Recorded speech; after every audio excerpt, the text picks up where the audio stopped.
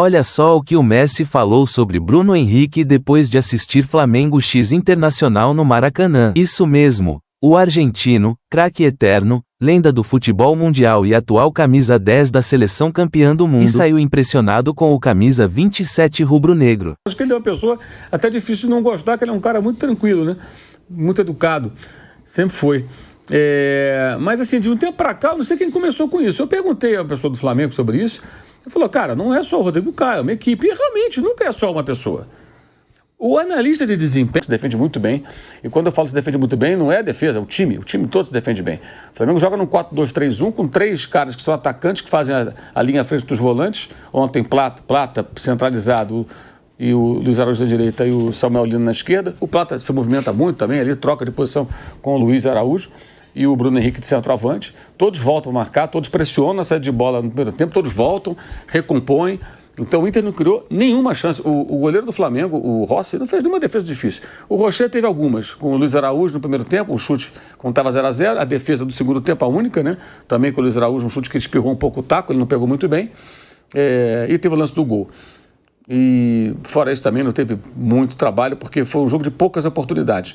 Eu acho que essa queda ela é natural, diante da intensidade do primeiro tempo, e acho que a mudança de estratégia no segundo tempo é natural também. O que faltou ontem? Faltou o Flamengo ter uma transição mais eficiente, uma transição ofensiva. Porque quando o Inter ocupa o campo de ataque, os espaços que não existiam na primeira etapa, eles foram apresentados ali. E o Flamengo não conseguiu encaixar nenhum contragolpe com velocidade e o tempo certo para trocar passes e chegar na área do Internacional. O próprio Felipe Luiz falou isso na coletiva, né? Erros técnicos que comprometeram ali. Eu acho que o segundo tempo que muda é a estratégia. Muda a estratégia que nenhum time no mundo joga intensamente, marcando o adversário no seu próprio campo ali 90 minutos. É impossível. Não há preparo físico que aguente. Então, vai ter uma mudança de comportamento. Mas acontece que a referência é muito alta. Por isso as pessoas estranham no segundo tempo. Então, não acho que o time broxou, morreu, não. O time não teve a mesma intensidade, porque ela é muito forte. Então, acaba caindo. Mas o que acontece? O que aconteceu, aliás? O Flamengo jogou, pressionou, fez o gol, adquiriu a vantagem e no segundo tempo não foi capaz, também não mereceu, não merecia mais do que 1-0. Como o Internacional também não merecia marcar um gol, porque não trabalhou para isso. Foi um jogo de poucas chances, um jogo muito estratégico, um jogo típico de mata-mata importante como a Libertadores. E o placar de 1-0 acho que foi justo, tudo normal, está aberto, o Flamengo tem uma vantagem. Eu acho difícil para o Inter vai ter que fazer uma atuação, talvez a sua melhor atuação no ano para se classificar, porque tem que fazer 2 gols, né? Um gol levaria para os pênaltis, teria a possibilidade também nos pênaltis, mas o Flamengo joga bem fora de casa, mostrou isso contra o Atlético Mineiro numa situação adversa, porque perdeu em casa, né?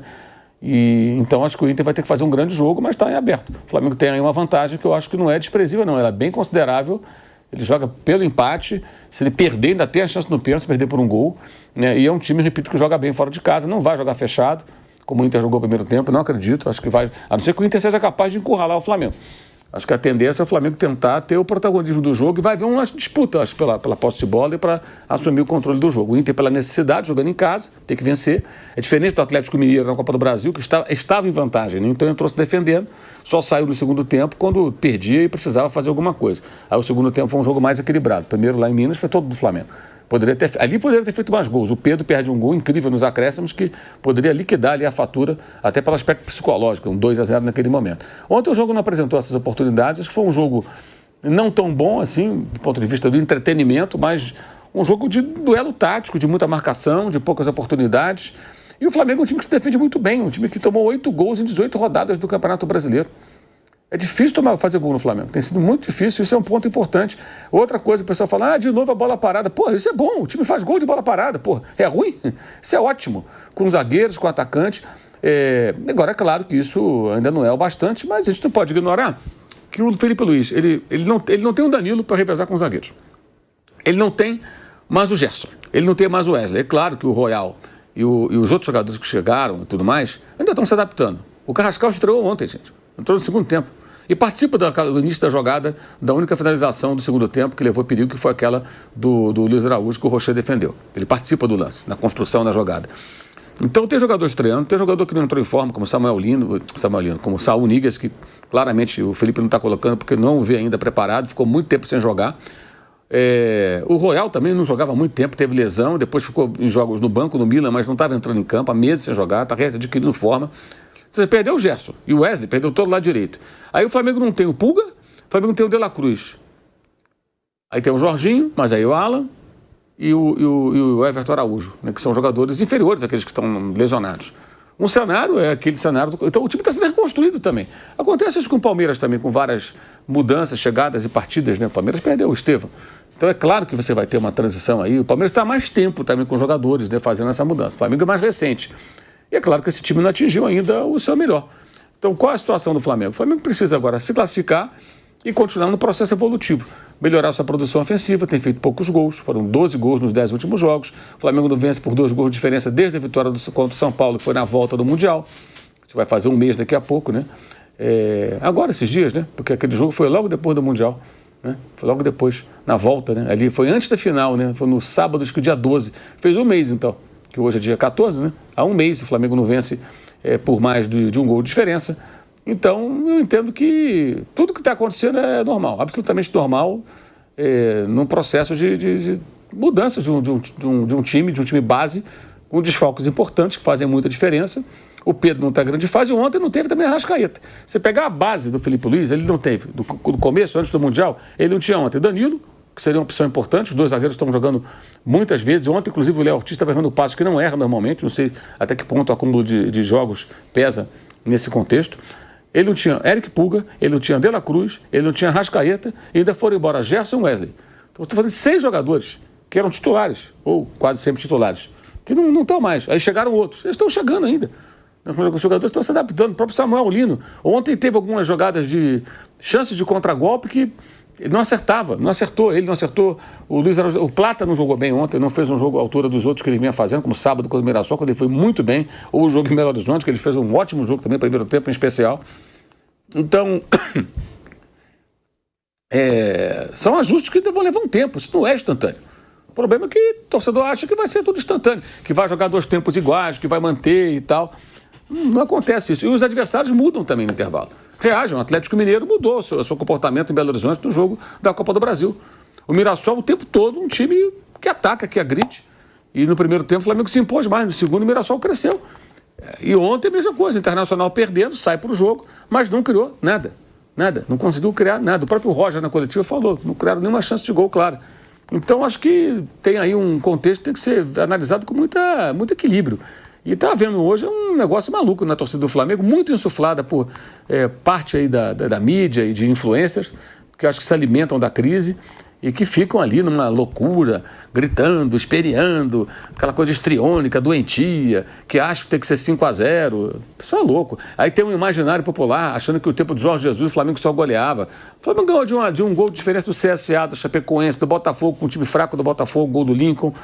Empatou com o Goiás. Tudo com o Jorge Jesus. O pessoal tomou de 3-0 do Bahia.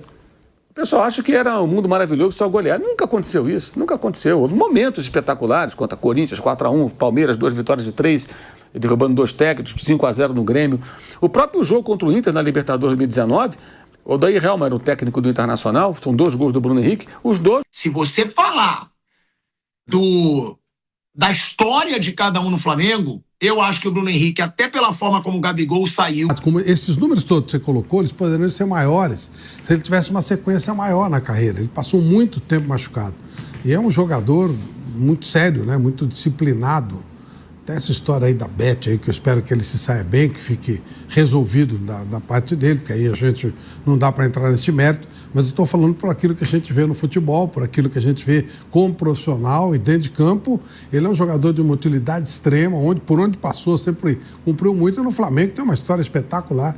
Concordo com você, ele tem uma história, no mínimo igual ao Gabigol, mas hoje não dá para comparar a idolatria de um e de outro, pela saída do Gabigol, por tudo que aconteceu. Realmente é um jogador especial, diferente. Hoje cumpriu muito bem a parte dele, além do gol se movimentou, achou bastante espaço entre o sistema defensivo do Internacional no primeiro tempo, depois cansou como todo mundo. Foi natural que saísse, mas realmente é um jogador que tem que ser tratado com um carinho muito especial. É um jogador diferente do Flamengo.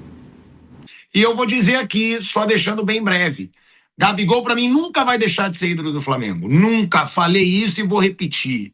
O cara fez todos os gols de título de Libertadores da minha geração. Então, quem é dessa geração? Quem não viu a geração Zico, Tem 2 títulos de Libertadores, sempre com gols do Gabigol. E quando perdeu para o Palmeiras, o gol também foi dele. Agora, o Bruno Henrique, ele é tão efetivo quanto o Gabigol, foi tão decisivo quanto o Gabigol, inclusive naquela Libertadores é dele a jogada do primeiro gol do Gabigol, ele achou um espaço quando o jogo parecia perdido. E outra, Bruno Henrique não vestiu a camisa do Corinthians. Bruno Henrique não comemorou festinha de poderoso chefão depois de passar vergonha pro Olímpia. Bruno Henrique não deu sorrisinho e mandou beijinho pro Dorival depois de perder uma final de Copa do Brasil. Bruno Henrique não deu sorrisinho pra torcida quando foi vaiado. O Gabigol, ele teve momentos que mancharam um pouco da história dele no Flamengo. Bruno Henrique não, Viga. Você concorda que o Bruno Henrique já passou um pouco o Gabigol em idolatria? E não era pra menos, né? Bruno Henrique foi simplesmente o herói da noite, marcando o gol da vitória no duelo decisivos da Libertadores. A presença de Lionel Messi nas tribunas do Maracanã pegou todo mundo de surpresa. O argentino está no Brasil em período de descanso pós-temporada, aproveitando compromissos particulares e, claro, respirando futebol.